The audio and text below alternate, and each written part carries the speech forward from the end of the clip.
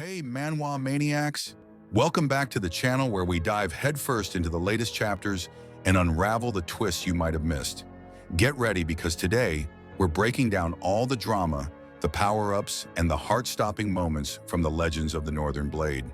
Let's get started. With the disbandment of the first line of defense against their enemies, a number of independent mercenary groups emerged. The Central Heavenly Alliance decided to dispatch these mercenaries to oversee the northern lands of Morim. It was a desolate place, the abandoned fortress of the Northern Sky Clan. In truth, security was merely a pretext. The real motive was to monitor a specific individual. They feared that he would begin to study the martial arts of the Northern Heavenly Clan and embark on a path of vengeance. Just 3 years prior, the once prosperous palace had become ruins. Only one person had remained. This was none other than the heir to the legacy of the Northern Heavenly Clan. Jin Muwan, at the age of 16, instilled a degree of fear within the Nine Heavens. The former clan leader, Jin Kwang-ho, had only permitted the boy to read ordinary books, preventing him from learning martial arts. Everything related to martial arts had been confiscated by the Central Heavenly Alliance and the Northern Heavens Four, and after a thorough search, they had found nothing else. Meanwhile, after years of forced inactivity, the boy began to assert himself. He declared his need to earn a living and started to learn blacksmithing. The leader of the third group of mercenaries found it hard to believe that the heir of the great Northern Heavenly Clan intended to make his living as a blacksmith. But he was even more concerned that they had discovered no hidden techniques within the building. His deputy, Seo Mu-sung, appeared to be a man of few words. He merely observed the profound sorrow of the boy they were tasked with watching. Jun himself had no intention of engaging with them, knowing they were there at the behest of those responsible for his father's death. Profound betrayal and the sudden destruction of his life had prematurely aged the boy. Returning home, he knew this new contingent of guards would be a constant source of trouble. He often spent time in the House of 10,000 Spirits. As its name suggested, this place once housed thousands of martial arts scrolls, but the Northern Heavens Four had taken everything from there. Each of these betrayers had claimed scrolls of techniques aligned with their own martial practices, and nearly all the disciples of the Northern Heavenly Clan had followed the Great Four of the Northern Heavens, each participating in the clan's destruction to secure a prominent position on the mainland. Jin Muwan was left alone, or more accurately, abandoned by those who had followed the betrayers. In his solitude, he often found himself recalling his father's final words. It was in that moment that Jun Muwan understood he had become the new leader of the Northern Clan. He certainly did not desire this burden at such a young age, but the cruelty of the Nine Heavens had forced him to mature quickly. He often awoke from such harrowing nightmares. To avoid arousing suspicion, he maintained his routine, seemingly mundane existence. Observing him, one might say that time itself had stagnated, and the desolation of the Northern Heavenly Clan mirrored Jin Muwan's inner state. He dedicated entire days to the forge, honing his skills even without a mentor. Though he considered himself insignificant, he had no intention of yielding. He believed that he endured in order to cultivate and fortify his own will. He would not allow himself excuses. He believed that if he failed, it would mean his father's sacrifice had been in vain, and the life bestowed upon him would be worthless. But his composure troubled a new group of guards who sought to seize any hidden knowledge and return home. This was how he found himself being interrogated by those vile masters. The detachment leader believed this was the way to complete his mission and go back.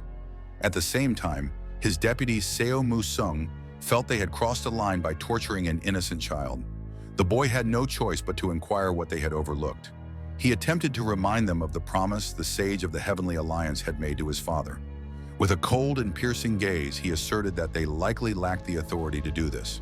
When asked about the location of artifacts and martial arts scrolls, the boy stated that the Central Heavenly Alliance had already cleared everything out. Regarding his potential assassination, Jin Muwan pointed out that the Northern Heavens' Great Four disciples had only obeyed the Alliance under duress 3 years prior. He was certain that among them, some individuals still harbored loyalty to the Northern Heavenly Clan, and in that case, the killers would not escape retribution for what they intended to do to the heir. Furthermore, he mentioned that the previous security detail had been the same, Yet they had ultimately waited quietly for those 3 years. The proud Chungpa-san considered this insolence and, with a furious cry, reached for his blade. But the deputy intervened, preventing him from drawing his weapon and restraining the hot-tempered man. The more astute and reasonable Seo Musung suggested that, for their own benefit, it would be wiser to let the young man go, as there might be some truth to his words. Additionally, he argued that they had already searched the premises multiple times and found no indication of martial arts scrolls or artifacts. Upon departing, the enraged and dissatisfied Captain Chung ordered his men to release the pathetic boy.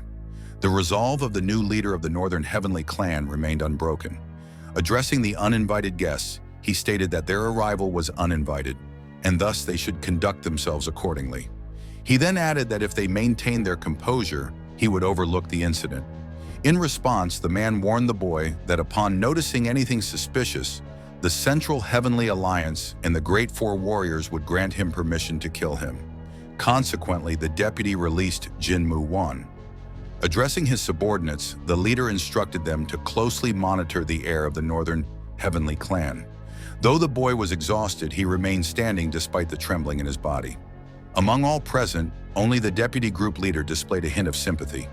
He approached the boy after the torture and offered him a handkerchief to staunch the bleeding, then asked for his forgiveness for what had transpired. Jin Mu-wan had not expected such concern from anyone. As Seo handed him the handkerchief, he silently departed to rejoin his comrades. Watching the Alliance fighter leave, the boy could barely remain upright. As he stopped the bleeding, he reflected on his recent words. The clan heir sank to his knees, the thought dawning on him that his assertions about loyalists within the clan were likely mere wishful thinking. It seemed to him that no one cared about his father's destroyed clan. Otherwise, someone would have intervened and rescued him from this torment. Despite his despair, he resolved to continue his struggle, certain that his enemies would only rejoice upon learning of his demise. Upon returning home, the boy decided to once more ascend to the roof of the building that had once housed the knowledge and artifacts of the Northern Heavenly Clan. Although everything tangible of the Northern Heavenly Clan had indeed been taken away, he believed that the clan's spirit endured, for the greatest secret of the clan, unknown even to the four great pillars, remained concealed. It concerned the ultimate, most profound martial arts scroll, and as it turned out, this scroll was the clan itself, or rather, its palace. All right, community, what are your predictions for what happens next? Let's chat in the comments. If you enjoyed geeking out with me today, make sure to hit that like button and subscribe so you don't miss our future Manhwa discussions. Thanks for being awesome, and I'll see you in the next video.